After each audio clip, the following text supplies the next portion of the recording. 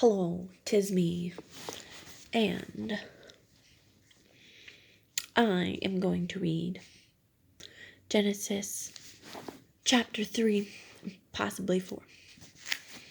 And this is where it starts getting awkward, so warning, be warned.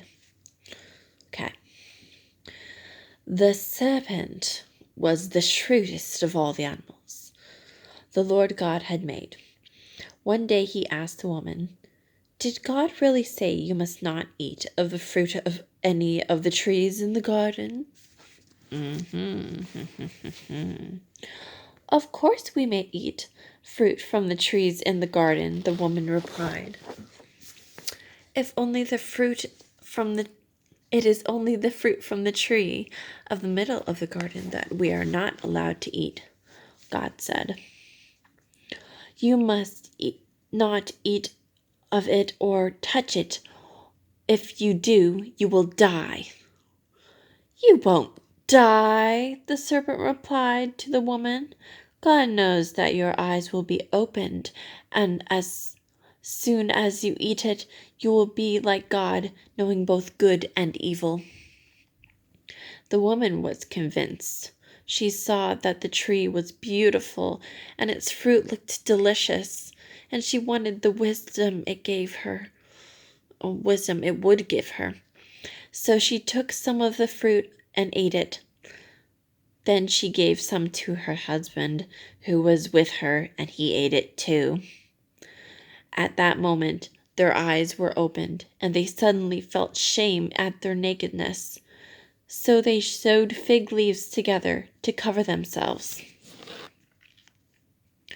When the cool evening breezes were blowing, the man and his wife heard the Lord God walking about in the garden. So they hid from the Lord God among the trees. Then the Lord God called to the man, "Where are you?" He replied, "I heard you were walking in the garden, so I hid. I was afraid because I was naked." "Who told you that you were naked?" the Lord God asked. "Have you eaten from the tree whose fruit I commanded you not to eat?" The man replied, "It was the woman you gave me who gave me the fruit, and I ate it." Then the Lord God asked the woman, "What have you done?" "The serpent deceived me," she replied. "That is why I ate it." Then the Lord God said to the serpent, "Because you have done this, you are cursed more than all animals, domestic and wild. You will crawl on your belly, groveling in the dust as long as you live." Groveling, Groveling, groveling. Okay. "And I will cause hostility between you and the woman, and between your offspring and her offspring. He will strike your head, and you will bruise his heel." Then he said to the woman, "I will sharpen your pain in pregnancy, and in pain you will give birth, and you will desire to control your husband, but he will rule over you." That's what this version says. And to the man he said, "Since you listened to your wife and ate of the tree whose fruit I commanded you not to eat, the ground is cursed because of you. All of your life you will struggle to scratch a living from it. It will grow thorns and thistles for you, though you will eat of its grains. By the sweat of your brow you will have food to eat, until you return to the ground from which you were made. For you were made from dust, and to dust you will return." Then the man Adam named his wife Eve, because she would be the mother of all who live. And the Lord God made clothing from animal skins for Adam and his wife. Then the Lord God said, "Look, the human beings have become like us, knowing both good and evil. What if they reach out and take of the fruit of the tree of life and eat it? Then they will live forever."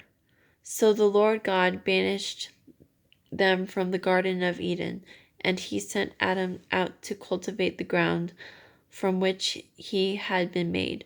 After sending them out, the Lord God stationed mighty cherubim to the east of the Garden of Eden, and he placed a flaming sword that flashed back and forth to guard the way to the tree of life. That is chapter 3. Oh my gosh, they are so explicit in this next verse, in this version of it. Okay. This is chapter 4.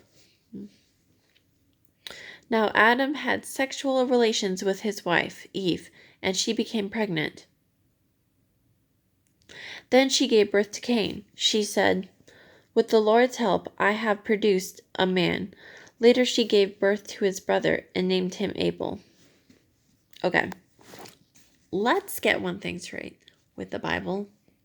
They talk about sex a lot in the Bible, and to take that out of it is bad.